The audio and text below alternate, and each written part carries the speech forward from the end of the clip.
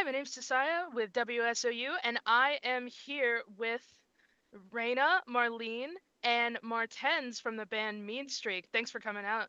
Hey, how you doing, Tasaya? Thank you. How you doing? I'm good, thank you. Well, we're just gonna get right into it. You have just earlier this year come out with your newest EP, Blood Moon, and just having such a big break between Blood Moon and your last release, like, what separates like Blood Moon from your previous releases? Or is there a separation at all? Well, here's the thing. There's four songs on the EP, and they were written over a period of time. One of them was one of the newer ones, but some of them were from old demos that we did. So we basically re-recorded them now with our, so many more years past, and like our approach to how we did them and everything. They're like still pretty much the same songs, but like I don't know, they just have a different flair to them because just the way we've all grown over the years and everything. But like as far as like the time gap, there's not really a time gap because most of the songs are written in the 90s. But I think it's still because we've been doing some new writing now and it's similar in style. So I think it's just pretty much how our style evolved. Mm. Well, you kind of answered one of my other questions was like, because in another interview I heard you mention that like the writing and recording started happening like during COVID. In fact, after you guys first discussed your comeback this year, like how have those songs, even just from COVID, especially these newer ones, like how has those songs changed? You guys want to answer that one? I didn't hear what she Oh, said. I, I'm sorry, I couldn't hear what you were I saying. don't want to monopolize the conversation, but I think basically, any newer stuff that we've been working on is, Like that. really the same style and in the same vein of anything we've done in the past. And like Raina had mentioned, some of the stuff is a little bit more modern, the sounds are a little bit different. yeah, that's The the thing whole. that contributes to that is, technology and sounds in general. Everything's a little bit different than, equipment wise makes a difference. And you mature, but we're pretty much in the same vein. Yeah, she's 100% right on that because we, excuse me, a lot of this was done remotely and there's so much technology now. Like in the old days, we used to have to lug our giant, 412 cabinets into the studio and get just the right sound with the right mic. And now it's like some of the parts of the EP I did on my computer right here where I'm sitting on some apps that I have and things like that. Like, and some of it was done on a big 412 in the studio just to get certain sounds, but we have stuff at our fingertips that we didn't have before that's like insane. So yes, that changed things a lot and how easy it is to get stuff onto a track and have it ready, like um, back compared to back when we started. When we used to demo things before we did actually went in to do a demo, we would have like a cassette recorder, just tape ourselves Yeah, playing. right there on the floor. Now Hey, it's like, whatever worked. yeah. That's all they had back then. We didn't have a choice. Yeah, that'll do it. I remember the four track seemed like this advanced piece of technology because it had four tracks. Very true. But you were talking about the four songs that are on this. Earlier this year, you released Giant Speaks as a single. Like, what made you pick that song? I think the topic wise, like it's stuff that was written back then that's still going on now. It's like kind of like Bettina writes the lyrics, so I 100% speak for her meaning behind what she writes, but it's kind of it's almost like weirdly timeless because it's really like reflective of exactly what's happening now. So like the division and the big government stuff happening where Mhm. you know like we're not a particularly political band, so but Yeah. the thing is like how we don't have that much control over what happens, even though we're trying to go out there and speak our voices and vote and do all this stuff. Like it's like Mhm. brilliant minds will fall when the giant speaks, kind of thing. So and it was this has been going on forever, probably for more than since the 90s. It's probably been going on for hundreds and hundreds of years. Yes. Thousands. That and the press, it's like the press and government. It's just one of those things. And musically, I think that that song particularly represents like sort of our style, like what we do. And it was a really upbeat and driving song. And I just felt that it would appeal to more people Yeah. as the first one out of the gates, it's just a Okay. real great song that just keeps you moving and gets you going. Was Giant Speaks one of the ones that was written recently or one of the older songs? That was one of the older songs. What was the order? Some were from our '92 demo, and then Giant Speaks and Rubberneck. No, oh, those they're were before from that. Those were the Oh, the 90, 89, those were the 89, 89 90, demos. Yeah. okay. My Sorry, I screwed up. No, it's okay. But again, just keeping on this EP, like the name Blood Moon. What made you pick that? Well, like, I kind of thought of the name. I was we had this whole kind of theme. So the history of how we decided to do the EP was we were getting together. We were doing this reunion during COVID, and everybody sort of had time at that point because nobody was out doing other projects. So we're like, we have to do this. Like we did a Zoom party kind of meeting just to hang out. And we're like, we got to get the band back together. So, but in the process of doing that, we had booked a show in Brooklyn, and it was sort of like we're just to get ourselves back out playing, like to have a goal. And then we randomly got a tour with my husband, who was doing a solo tour. Like his main band, who is also their husbands, are in a Dream Theater, and they were supposed to do a tour in the spring. I mean, in the fall, and it got postponed to the spring. So he had this big opening. So he last minute booked this solo tour, and he's like, "Hey, do you guys want to open?" I'm like, well, "Yeah, absolutely. That would be great." So the reason we did the EP at that point was we were trying to get it out so we had something to sell on the tour, but we didn't finish it in time. So, but what was the question that I didn't answer? Forgot the question.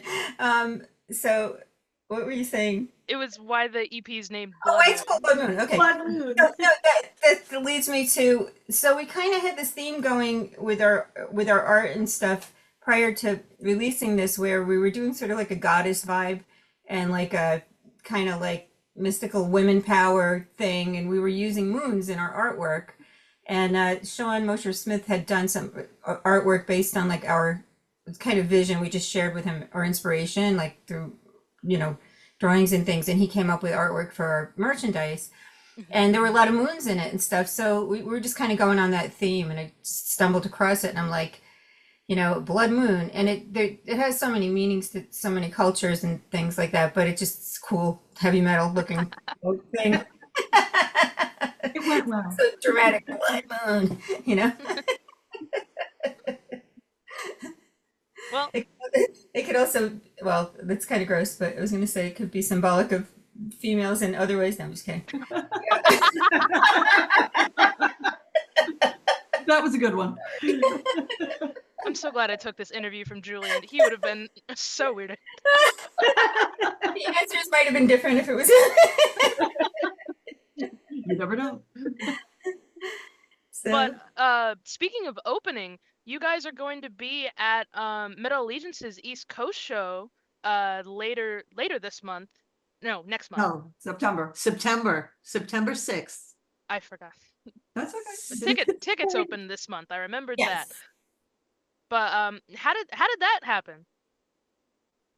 Well, If you can say. I would say, yeah, basically, my husband plays with Metal Allegiance, Mike, and I would Oh, like yeah, to that's say right. it went through him, but it did not go through Mike.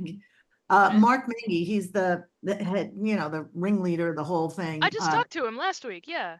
Oh, Okay. yeah, he's great. And he called me up and asked me, do the girls want to, do the show with us? And I was like, absolutely. And sometimes they rotate out drummers, and sometimes Mike isn't part of that. But the second he heard that we were on board, he called up Mark immediately and was like, I'm in, you got it. I have to do it. I have to do this. If you're getting Meanstreak to open, then I mean, he's usually 95% of the time he is the drummer, but Mhm. he's in other bands, so he has to switch around. But yeah, it was all Mark. Mark just called me up and was like, do you want to do it? And I was like, oh, yes. Why would I say no to that? Well, I mean, like you're going back to touring. Like you just went on tour, like you said, with that gap in 2022. 2022, you said? Yeah, 2020. It was in the fall of 2022, and we Yeah. did. Lisa knows how many shows we did. How many was it? Think it was 32. It was 6 weeks. It was about 32 shows, I think. It's 5 nights in a row with a And day then a off. day off. I think we had 2 days off once, but it was 5 nights, a day off, 5 nights, which I think was amazing. We had the best time. So. Yeah, I liked having Yeah. more shows than less shows. Yeah, definitely. Is it like obviously that big gap between going on tour from when you originally like were releasing, like how is it suddenly getting the 2022 tour experience? Well, I had been playing out for the duration, like even when my kids were growing up and everything. I was playing with Judas Priestess and a couple other local bands that I did stuff with, tribute bands and things like that. So I had been playing out, but both Marlene and Lisa hadn't played out. And how long was it? Like 30 years. Yeah, so. 28, I think, to be Yeah, exact. for me, it was It's kind of probably. like you got to put your big girl panties on and you go out on this big stage in a theater that's like full, like, and put on a show. And it was, they did so good. They were like, they just pulled. It was like they never left. There was never a break. They just picked it right back up, and they were both amazing. And That's really cool. yeah, and the singer, our drummer also has been playing with a lot. She's been doing a lot of touring all through the years and stuff. But our singer also had a long break before she had to be up in front. But she amazed us because, like they said, 5 nights a week, and a lot of singers are like, I'm gonna go on. I can't sing more than 2 nights in a row or three tops, and they need a day off. And she was doing 5 nights a week and not complaining about it, and not losing her voice, and it was just pretty amazing to see. No, that's incredible. I don't know if I could do that. I couldn't sing like I this. lose my voice just going out in a club one night. I'm like, ah, and then come home. Got nothing. Very true. Very true. Very true. Yeah. But yeah, you guys, I mean, with different bands, with Meanstreak, you guys have been playing for a long time. Like having been in the industry for multiple decades, like how have you noticed the industry change? Wow, Huge that's a change. really good question because when we were starting out, you kind of you would get a little demo together and then you would like send it to every record label and just try to get a record deal. And now people can just make their own music. They have studios in their houses on their computers. Like you can have a DAW and just make a whole amazing sounding album. So it's a little different now because you also have the internet, which wasn't the thing when we were little. So now like the labels want you to have like major followers and major social media impact before they really want to look at you because they kind of want a short thing. They're not really. Mm. So it's a little tricky getting the interest back, because it's a different world. And, I even see this with my kids, and Marlene knows the same because her kids are also in bands. Like they have to like really work at that. They have to really do a lot. It's like you have to be a marketing person and really smart as well as being a musician. Whereas we just, basically had to get somebody interested in us. In our case, we were playing at L'Amour's in Brooklyn, and they asked us to play a song on this album they were putting out. It was like a compilation of bands that have played L'Amour's, and then that label offered us a record deal. So that's kind of how it happened for us, but in the initial phases. But it's not like that now. Like you can't really just send your unsigned stuff out without a big following and expect anything, even if it's good. Mhm. You The know. same with trying to get shows now. It's like not the way it was years ago. You sent somebody a demo tape to the owner of the venue. Mm. They would give you gigs, put you on opening up for a national that came through. Now it's all about, well, what booking agent do you have? Well, how Yeah. many followers do you have on YouTube or Facebook or Instagram? Do you have enough followers?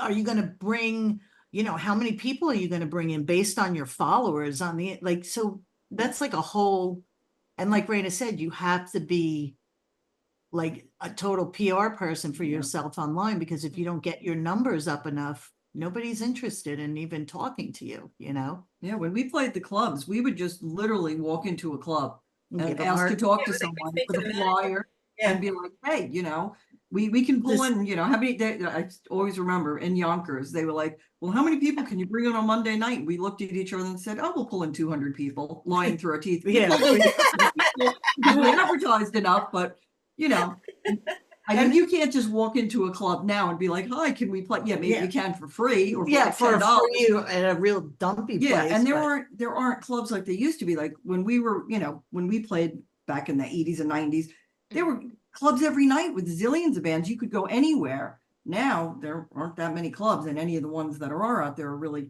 pretty big clubs. They aren't Yeah, they're big, or they're Not like really bigger dive or bars. just like a little bar. Yeah. In between. So And it's like, at least where I live on Long Island in New York, and it's there's a big tribute scene out here. So like, if you're an original act, it's really hard to get booked. Like they have any night of the week you could go see any one of your favorite bands doing a tribute locally, but they're, you know, just as an original band playing metal, it's like it you know, you have to really um, get on with somebody else. You don't really have the option of booking yourself as a headliner. You have to, you know, open for someone. And that's tricky too, because they buy-ons, like that wasn't a big thing when we were younger too, but a lot of the bands have to buy on to another band's tour or to their shows just to get on the shows. So you're not going to make money, but it is a good way to play in front of somebody's big audience. So, you know, Yeah, makes hopefully sense. we won't have to do that, but it's something, you know, it's something they do. I even remember when we were younger. Do you remember Dream Theater was going out on tour, and I forgot who the band was, but they gave them these giant screen TVs like to get onto the tour. We all got I remember that. these TVs came home. Like, where are these coming from? They're like, well, the opening band bought them for us because it was part of their buy-on. I guess the father had some connection with Sony or something. I had one of those You TVs. know, we all had new. I No, didn't we know never it- got one because Mike negotiated. I don't want You a got big something screen else. TV. He wanted a Something else? laser disc player. Oh, Oh, okay. ahead of the time at the time. Yeah, those TVs were huge. Oh my God. Laser still disc have- players about a minute and then they were gone. What do you say? Oh, she was saying the laser disc player that he got instead of the TV, you know, they only lasted for a little while. And then I it was know. just done. Oh yeah. That's too funny. Getting paid in TVs. That's a new one. But Yeah, that was pretty funny. you were talking about like these other venues. Like I think you mentioned Yonkers earlier. Like a lot of these old clubs. Like what about them was like a good place to perform for y'all? Well, we played Lemoore in Brooklyn a lot. We played Streets in New Rochelle, yeah. Club Manhattan's up in Rockland County. They were all like the Sundance metal on Long venues. Island here or there. What did we play in Jersey? Close Encounters, which is also in Sayreville. I don't know what It that was, that I don't was. know. Yeah, it was. Open anymore. I Um, don't even know. What was one of the other? I used to go all the way We to used to play all the time. What was the place where Yael was on her? We were up in she had a really high drum riser, and all of a sudden she fell backwards and disappeared because like it was so high up. That was Studio something. Was it Studio? It was in Newark. played around Manhattan. Really nice place. I It was remember- really stage. There was nothing behind her on the stage, and she just went. We played the Ritz in New York quite a few times.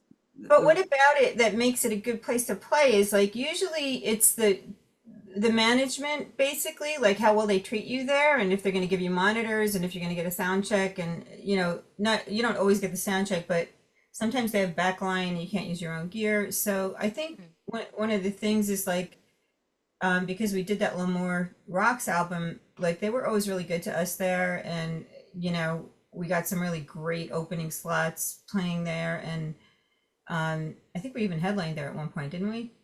I saw some ad where I was surprised that we headlined Lemoore's, but Yeah, we did. Yeah, it was- Definitely did.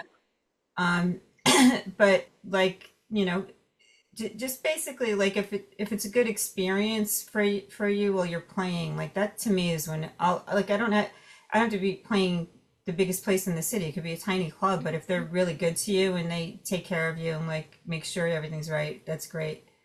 There's nothing worse than when they're like mean and they don't give you a sound check and you know Or water. right. So, but I think another thing with that is some of the clubs that really were geared toward, rock and heavy metal, and they had metal bands every night. So people would also go there. It was also your crowd, depending. But if the club wasn't good, that wasn't going to happen. Right. So there were certain clubs, like the whole circuit of all the different places, there was even, Staten Island, like Billy O's, that was another place. I Yeah. just remember, like, do you remember, like, clubs were packed. Yeah. Yeah. Every night they were always packed. Now it seems like people only go to them depending on if they found out who's playing. Mm. Where before we just went, and sometimes we even would find out who's playing when we got there. Yeah. Yeah. So like the club scene is just so different now. It's just like people only go to the club to see the band they want to see, where before I feel like they used to go to that club Mhm. no matter what, no matter who was Yeah. playing. So there was always like people there, and it was always crowded, and it was just a really exciting, I think it was an exciting time for playing music in venues, and Yeah. being a band in the 80s and 90s was just so much more fun. Now it's so much more work. Yeah. You gotta have your promotion in place. You gotta make sure everyone knows you're playing, and if they don't, you could walk into an empty venue. Yeah. Where before there was always people in there. Yeah. Mm. It's a bit too expensive to go every night now. Well, that's Yeah. true. Like the tickets for everything is so expensive. Like, just to see somebody you want to see, and if you want to, like, if you don't want to stand in the general admission pit, like if you want a seat, it's like ridiculous, like hundreds of dollars. My nephew plays in a band called Periphery, and Oh yeah, I we went, played them on the station. yeah, they're great. Jake Bowen is my nephew. But I just when I wanted to sit down, in the back because I'm old, and I like to sit. So I bought like tickets for my family who didn't end up going because my daughters both had to work, and my son came with his friend. But like by the time I'm done, it was like $600 just to get tickets to. Sorry, Jake. It's to see your Throwing nephew. right under the bus. I mean, those aren't even that expensive. I mean, it's worse with other people, but Yeah. it is a lot. And it was a scene, like I feel like the scene, there's still, like, you could still go out and see great music, and there's still a lot of metal bands playing, but it's sort of like ruled over by like the big guys like Live Nation and everything like that. They'll sort of book a tour with everybody together already, and it comes through like almost like mini festivals where there's 4 bands playing. And it Mm. used to be you could get on those as a local, like, and that's something that's kind of gone out the window too. But I think it's still, for people doing it, I also think there's so much more music out. Like, again, we didn't have the internet, so you weren't exposed to all of these bands. So now people want to see them all live, and there's so many tours going out. Mhm. But it's all good though. It's cool. It's fun, and the more you get to play live, that's the whole, to me, that's my favorite part of it. I like writing stuff, I like recording, but I love playing live. Playing live, Yeah. so exciting, so fun. But talking about the back in your day, shall we say, if you could go back to any era of your career, either as a band or just yourself, like, would you? And when would that time be, and why? Hmm. I know. Okay, if I could go Go back in time, the most fun time we were having, I believe, for me anyway, was towards the end of the 80s. It was Mhm. just great. It was the original, well, the classic Meanstreak, Mhm. because we did, replace a drummer, and then we replaced another drummer at the end, but it was the classic lineup. We were playing like every weekend. We were playing the best metal clubs around that you could drive to. Mhm. And I don't know, to me, that was just the greatest time. If I could go back and do that over again, I'd do it right Yeah, now. well, we lucked out and, got put on a lot of bills, Yeah, we we've said, played great bands. got to open for Anthrax, Motorhead, Overkill. Overkill, Manowar, Wendy Williams. We did a show actually with the Just- Ramones even, and just, on and on, different ones. That was really an Wow. exciting time for the band, that I'd go back to that time, no problem. So I guess you're in agreement, Martens, that the end of the 80s? Yeah, but at the same token, I was going to say our last tour was killer, Oh. and that I mean, it was amazing. So if, we could do something, hopefully to that extent Yeah, again, I want to go. I want to go full on tour, then I'll take that too, because, I want to go into the future and do what we did on that last tour. definitely. Because we Yeah. were playing bigger places, and I really like playing. I like when we can play. I mean, we did play a lot of big places when we were younger, but I really enjoyed the theater thing because it's really funny because people. It's not like we're a club where everybody's already like wild and ready to party. They're like sitting down and they're all like hands folded and they're waiting for you to come on. And Yeah. to watch people like sort of get more and more excited and then see them stand up, it's like really cool. Oh, Love I've that. definitely done that at a show, 100%. But we're coming about to the end of our time now, so I'm just gonna ask for people who don't know Meanstreak, like how would you describe both you guys and your music?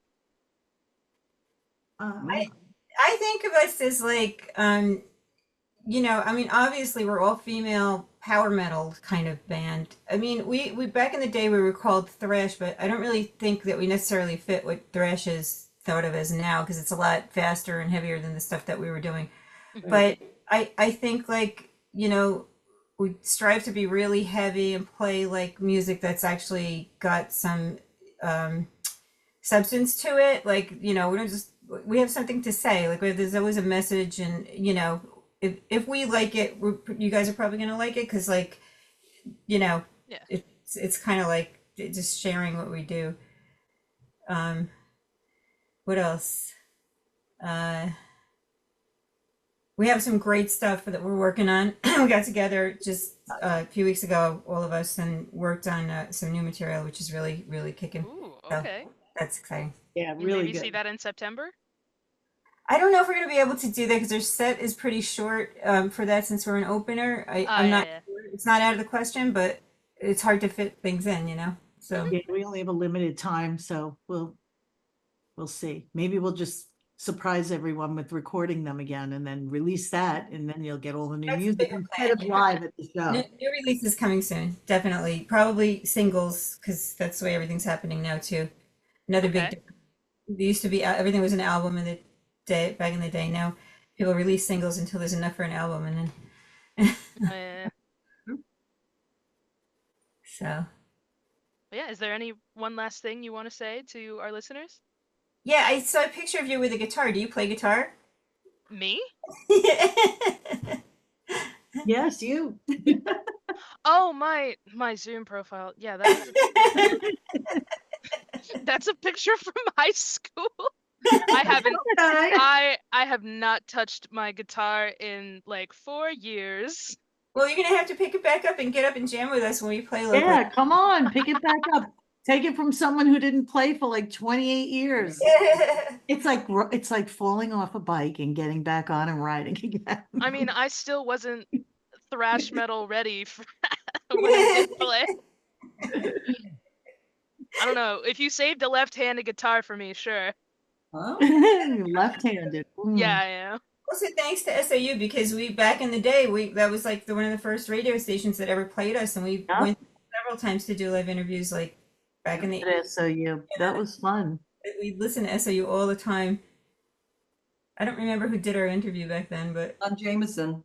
oh, okay, Don. Don that did Don it. Jameson before he was Don Jameson. He Yeah. did our interview. Yeah. Yeah. I'm telling you, that time was the most fun time and the best time. We had a blast. And SOU was great then, and SOU is great now. Yeah. Thank you, Tasaya. I love your name. Absolutely. Thank you.